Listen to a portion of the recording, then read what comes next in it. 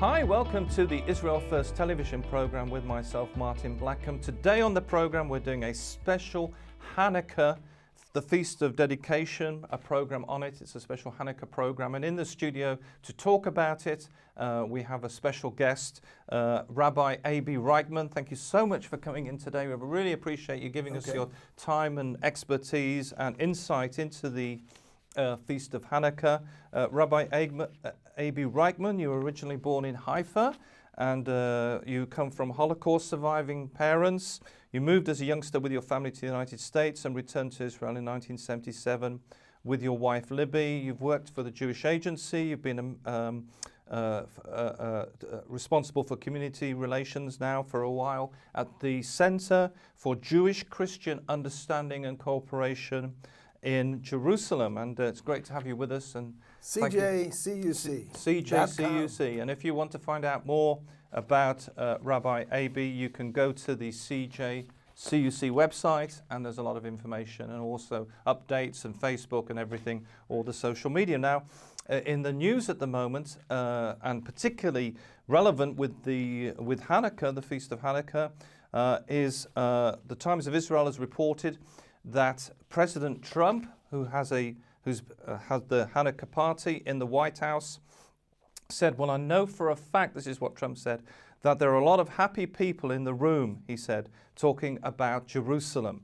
This year's annual event came one day after US President Trump delivered on a campaign promise made by several former presidents but never before implemented, formally recognizing Jerusalem as Israel's capital and directing the State Department to formulate a plan for moving the United States Embassy, which is currently in Tel Aviv, to Jerusalem.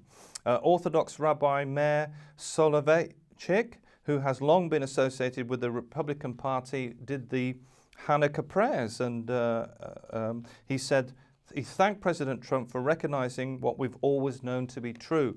And Frontlines Jerusalem also reported on the recognition of Jerusalem. Some people are calling it a Hanukkah miracle. So great to have you with us talking about... We'll take any miracles, we'll take any day-to-day events that make it glorious. It's great to have you in the studio today, and especially for Hanukkah, a very special family celebration. And it's something maybe you don't know about, but it's something I need to say is in the New Testament, and it's something mentioned in the book of John, that Jesus celebrated the Feast of Hanukkah. You can see that in John, the book of John in 22, I think it is, or 10, sorry, John 10. You can see that. 10:22, that's it. 10:22, 23. And you can see that Jesus is celebrating the Feast of Hanukkah, and yet not so many Christians know about the Feast of Hanukkah, so we're going to hopefully enlighten them today. Hopefully you'll learn a lot about it. Interesting, you said a family celebration, and then you went on to talk about Jesus and it being related to the temple, so which is it? Okay. And I'll hold you in a little bit of tension, but tell you that it's both. And for you, it's a celebration that started one way and has evolved. And for you personally, it's a very special time, because for your family in the past, coming from Holocaust survivors, they weren't able to celebrate, or maybe it was very, very difficult to celebrate Hanukkah, perhaps impossible. And now you're not only able to celebrate freely Hanukkah, but you're back in the land of Israel, Jerusalem being the capital, and you're able to celebrate the because feast. Essentially and historically, Hanukkah was not a one-and-done event. You know what? Let's start with the Bible, okay?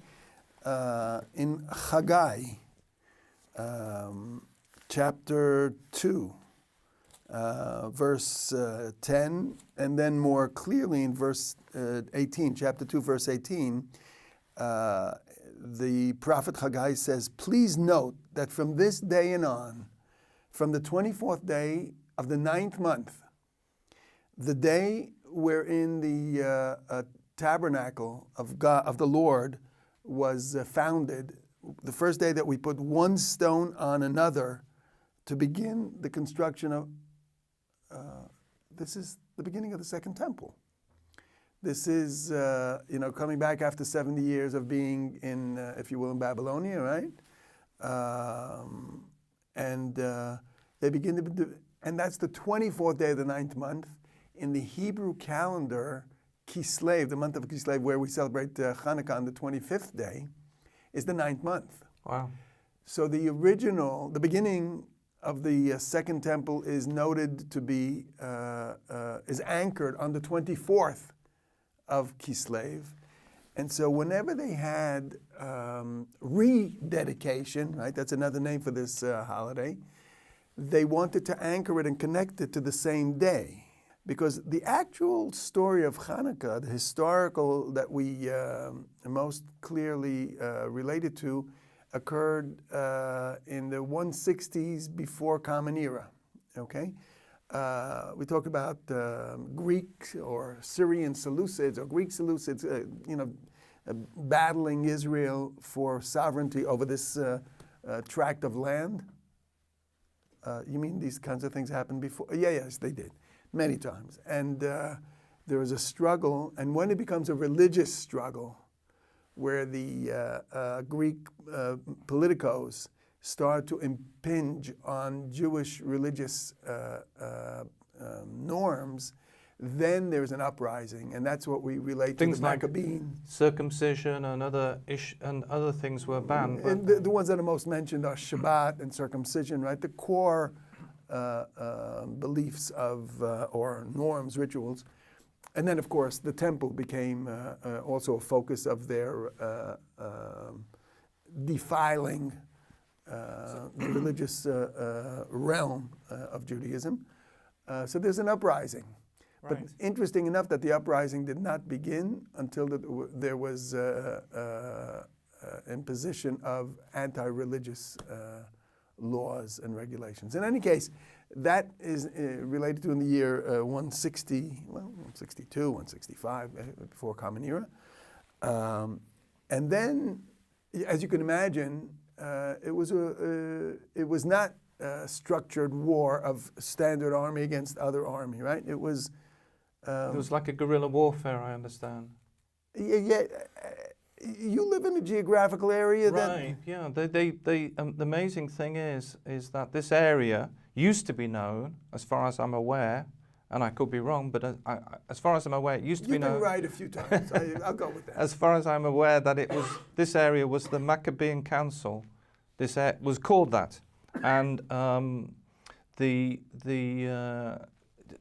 it's very possible that the Maccabees were in this area because it's a very high... Most likely. I mean, high point, right. Right. And for Jerusalem, it's strategic area, and they could hide out and also observe what's going on. You can see certain things from here. So the Maccabees had this the battle, and the fascinating historical reality there is that the Maccabees were priests. Wow. Now, typically speaking, priests are not necessarily meant to go out and battle. They're, people of the cloth. Is the regulations... They're meant to... Right, in Torah, in Deuteronomy, that the priests are... that there's certain regulations about whether the priests can do that, or is it written down? No, there was no. Priests do go to battle, but only in, under extreme situations. And that's what they felt was the condition then.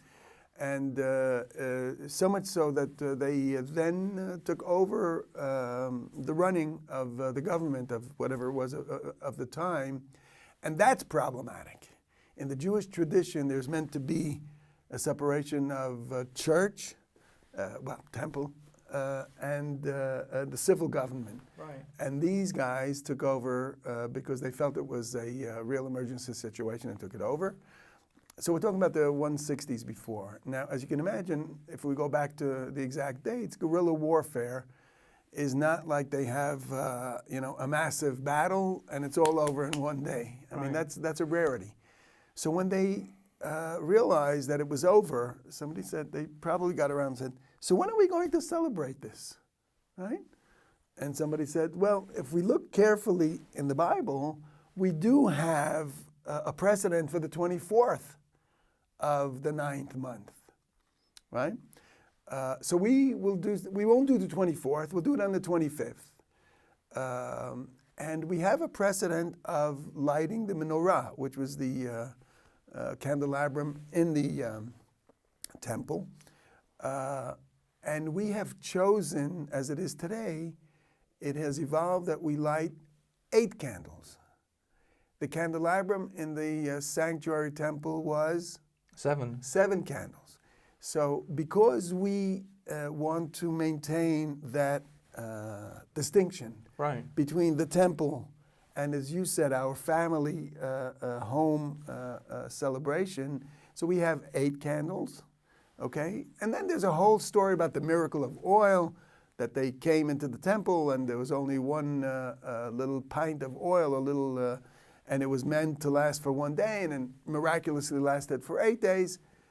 Okay, I mean, we'll go with that as well. There are lots of stories, and I think it's meant to highlight a lot more that it was a miraculous success, much more so than it's meant to highlight exactly what happened. And you might imagine that once we lost sovereignty of Israel after the destruction of the Second Temple, there was not a great desire to reinforce revolutions. So they toned down the military victories, okay, and they upgraded the miraculous oil victories. When in fact, in Jewish prayer, right, in our daily prayers, when we commemorate and mark Chanukah, we actually talk about the military victory. But that's in-house.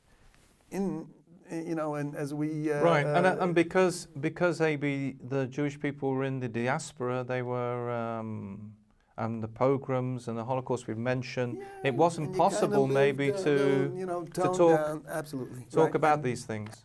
Is that right? Primarily. Although today, in today's world, and this is the evolvement or the evolution of a holiday, in today's world, you particularly see the Chabad Hasidic sect who light candles in the town square. And one of their great achievements was to do it in Berlin at the Brandenburg Gate, right? Germany, right? In the post-Holocaust. Right, I saw an amazing picture, AB, absolutely amazing photograph of the rabbi whose son was murdered in, I think it was Mumbai in India, who was in Mumbai lighting on a crane, lighting the menorah, and he says that every year he will light the menorah. I don't know whether I didn't get a chance to know whether it's for his son, but he's there, I think it is, obviously.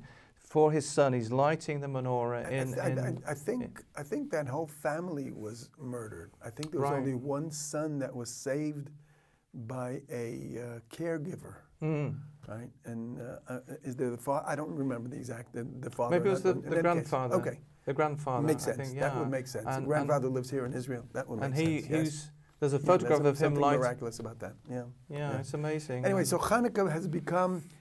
And of course, we all know that it takes place in the darkest period of the year. I mean, in the winter. Planetary. Right. I mean, when it's even dark bigger evenings. than, right, in the darkest evenings, the shortest days and the longest nights. So obviously there was something that came way before this of lights and realizing the darkness and the lights. And I think that may well be connected as well to, the temple. And the message that it delivers, that we're here to light up the world. And one of the traditions you have, AB, is the lighting of the candles, which is, for me, it's a little bit like Shabbat, because you light the candles on the Friday. But this is something you do each evening. We do this daily, and we do it gradually, right? We start with 1, and then 2 for each day, right? And we do it in the evening, before nightfall, ideally, and into nightfall. Okay, so it's as though to make dark. a statement, right? As though to make a statement. Right. We're not doing this, to take the place of lights, but rather to add more light to a world that might need it. And we also do these little things there. Right. So some of you maybe have been watching and saying, "What are the toys on the table?" And they are. They call Some people can do dreidels. that better than I can. I'm better at talking about it than at doing it clearly. But it's They're called dreidels. We turn them around and they have 4 surfaces, Right. and each one has a letter. Okay, you can look it up for the significance of it. The interesting part is that the dreidel in Israel has one letter different than the dreidel that is produced in diaspora. There was a great miracle here, is the dreidels made in Israel. And there was a great miracle there for those playing dreidel in the diaspora. It's cute to see the application of it. And again, it's become a family celebration. You might challenge and say, wait a second. You told me that this is temple rededication. So what are you guys doing this at home? I mean, there's no temple, then why do this? But it does reflect, I think, the upbeat, the positive, the hopefulness, the inspiring of we need to still focus on light, and we need to add light. And there will be a day where the sovereignty of the state of Israel will come to be, and you and I and our respective families appreciate and are lucky to be able to live in a sovereign state of Israel. It's an amazing time, and So one of it's the miraculous. one of the other things that you do traditionally, and the stores are full of them, is and I trust I get the pronunciation right, is the suganyot. Anything with oil. And the donut, we would say. Donut, right? But or if you're in Germany, you'd say Berliner. If you were in Eastern Europe and it's wintertime, then you have the potatoes. Right. So you do something with potatoes and oil, and you make Latkes, right? So you make the potato pancakes. Like a fried potato. Yeah. So anything. Or is it a I had blintzes last night because my father-in-law used to like cheese blintzes, so I made them with oil and had blintzes in honor of, my father-in-law. Doesn't make a difference. I think the idea is oil. Right. Now I'm going to ask you something personally. How was Hanukkah for you? Because you were originally, as a young person, you were in the United States. Was Hanukkah a big thing in the United States? Or? Look, you're touching on something that's interesting, and it touches on the sources. We don't have Hanukkah listed in, as I said to you, but we have it in the Apocrypha, what's called the Apocrypha, or Epi, and it's Maccabees. Maccabees Book 1 and Maccabees Book 2. And Book 1 and Book 2 are different angles. One is written by somebody in Israel who's writing about the battle, because he lived through it. And what he experienced, or she, was the battle and the victory. And Maccabees 2 is written by somebody who's sitting on a veranda in probably Alexandria at the time, and he hears about the miracle.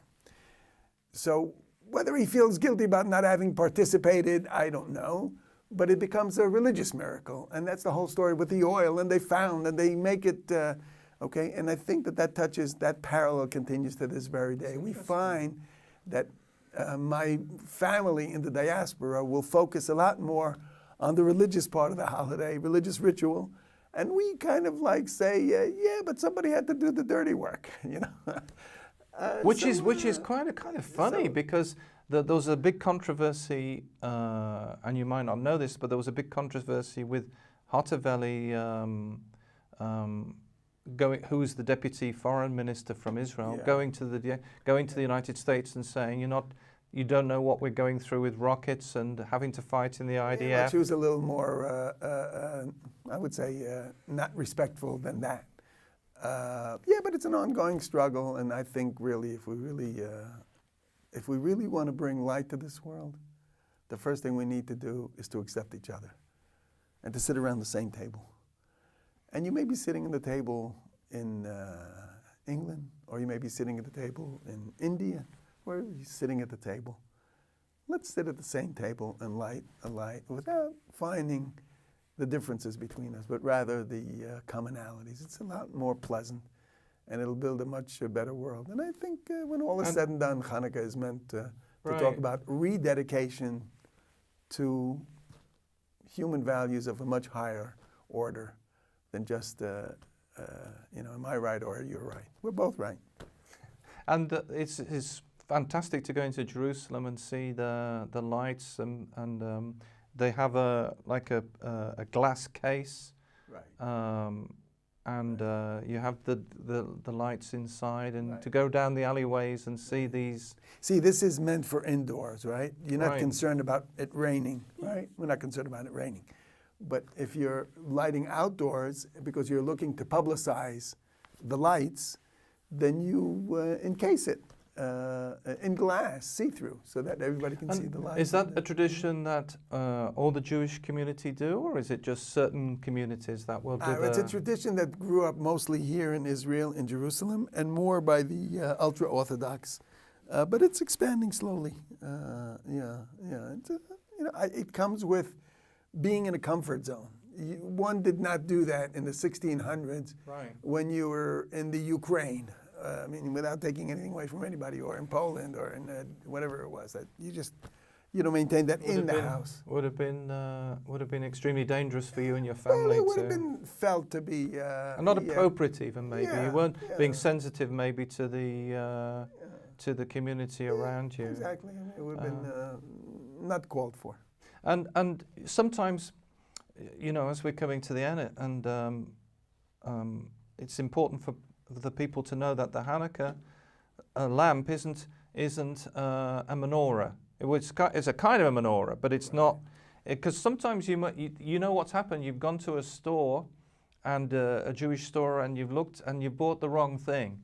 They think they bought a menorah when they bought the Right. Well, it's called a Chanukah because it's got 8, right? And we distinguish that again as we talked about the difference between celebrating in the temple, and the temple dedicating would be with the candelabrum, the 7 branch candelabrum, whereas on Hanukkah we do with the 8. But then there's this guy who was on top of this whole thing. He's called the provider, the shamash.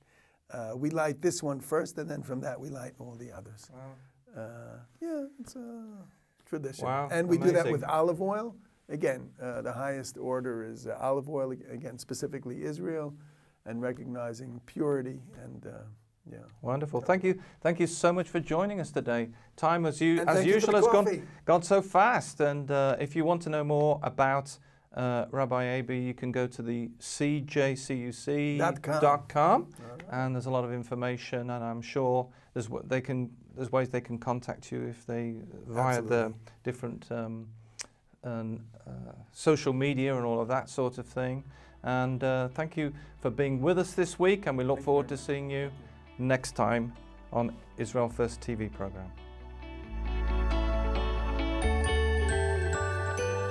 Shalom, dear friends. Today we are going to speak about Hanukkah, which is the Feast of Dedication.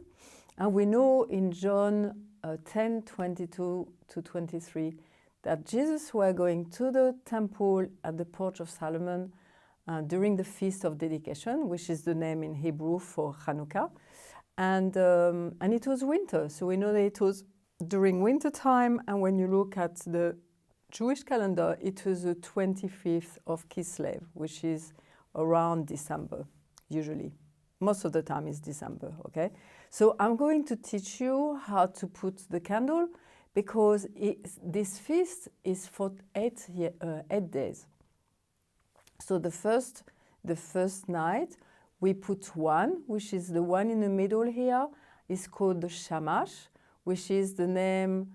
Shamash means the provider or the servant, which is interesting because you remember last week we looked at Shemesh, which is the sun, and it's the same letters, Shemesh and Shamash, because the sun is our servant. He's giving us the light during the day. So the one in the middle is called Shamash. And we lit up now. Let me put all the candles. This is the last one, so we pretend that this is the last day, okay, of Hanukkah. The first day you put only that one and this one here, and every day we add one, okay? So what you do, you lit up the first one here, which is, as we say, this is called Shamash. If he wants to carry on, that's it. And after you take the Shamash, which is called also the servant, or is the one you see who provide, who provide light. So we say that this is the last day of Hanukkah. So it's beautiful because you see the first day you have not very much lights, and every day you have more lights. And we pray that is the same with the truth, which is also the light. The truth will prevail and will get stronger and stronger in the world. And the light is called also the Feast of the Light. And so when they play, so they have a game and they play with this little dreidel, and you have different letters. So you have the Nun, we've learned about the Nun which is Nes, which means miracle. And after you have Gadol, the Gimel for Gadol, which is big. And after you have a He, which is for Haya, which was, I will tell you after. And this is Po, because we live in Israel and the miracle happened here. So we say Nes, miracle, Gadol, big, Haya, it was, and Po was here. So we say Nes, Gadol, Haya, Po. There was a miracle that happened here. Now, if you live outside of Jerusalem, you will say Nes, Gadol, Haya, Sham, because you are not in the land, okay? So can you see, this is beautiful. The last thing that I wanted to tell you, this is called a Chanukah, not a menorah. The menorah is for the temple, and at home is called Hanukkah. So, happy Hanukkah to everybody who does it. And this is something that Jesus was doing. See you next week. Bye.